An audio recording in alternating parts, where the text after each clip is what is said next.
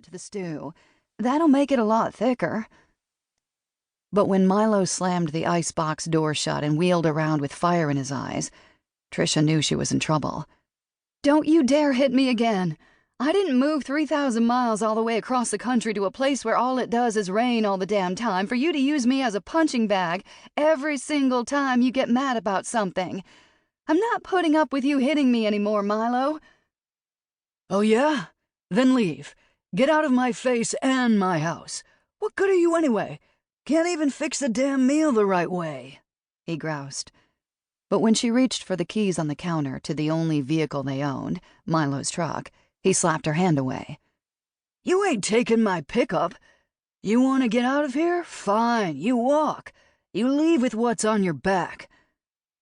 "That's not right." "Yeah, well, neither is me coming home and finding a crappy meal on the stove." With that, he shoved her through the back door. "Now get your ass out of my sight before I decide to smack you." "Where am I supposed to go, Milo?" "Hey, you want to leave? What the hell do I care where you go?" He pushed her onto the narrow porch and then slammed the door shut in her face. The minute she heard the lock turn on the other side, Trisha's shoulders slumped. What was she supposed to do now? She took 2 steps and started pounding on the door. "At least give me my purse. Come on, Milo. I need my wallet. It has my ID in it." When the door cracked open slightly, she had hope. But then Milo tossed her handbag over her head, and it landed on the wet patch of dirt and weedy grass behind her. "There, satisfied now? By the way, I took the checkbook out of it, too. I don't want you writing hot paper all over town that I'll have to cover. Now get out of my sight. You knock on this door again and I'll bash your face in." Knowing he would do it, Trisha backed down the steps and ran over to retrieve her pocketbook. She brushed off the tan faux leather grain, hoping all the grime came off. It was beginning to get dark and already chilly for October. The sun dipped in the west over the tips of the evergreens as she made her way through the complex, heading to the nearest payphone, a good half-mile away. She didn't even have her jacket. "Asshole Milo," she thought, as she tromped off in the direction of the PX. What she had ever seen in the piece of shit, she could only wonder now. It was time to call her stepmom, Brandy Sue Granger, collect back in Charlotte. Trisha hoped the woman accepted the charges. After all, it was her stepmother who had tried to warn her about marrying Milo.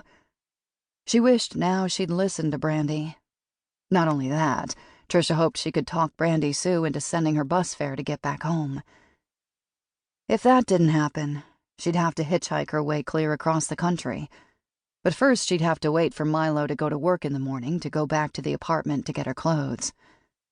As Trisha contemplated where she planned to sleep that night, a Jeep pulled alongside her with the windows rolled down. That seemed odd to Trisha because she'd been here 2 months and not a single soul had gone out of their way to be friendly to her. When the man behind the wheel brought the car to the side of the road and came to a stop, Trisha stopped walking. "You need a ride, honey? It's awful cold out here and you don't even have a coat on." He seemed nice enough, and wow, was he ever cute, all that dark hair and all. Maybe her luck in the man department had turned. As she opened the passenger door and hopped into the front seat, Trisha had no way of knowing it was the last ride she would ever take. Chapter 1. Present Day, Seattle, Washington. For a woman who'd never traveled farther south than the state of California, jetting to St. Kitts for her honeymoon in the middle of winter had been nothing short of heaven. Skye didn't jet set. She didn't consider herself a fan of the glitzy or the privileged. She wasn't particularly materialistic or fashionable. But when it came to touching down on the lush island surrounded by sparkling blue water, she'd been captivated by all the trappings that went with a luxurious resort hotel. She'd even taken advantage of the spa, where some guy named Javier had given her a massage that made her feel like she could float on air. After all, even the most dogged hunter needed to get away. Needed to take a break from chasing down scum once in a while. Maybe that's why she'd reveled in the trip. And not for the obvious reasons a new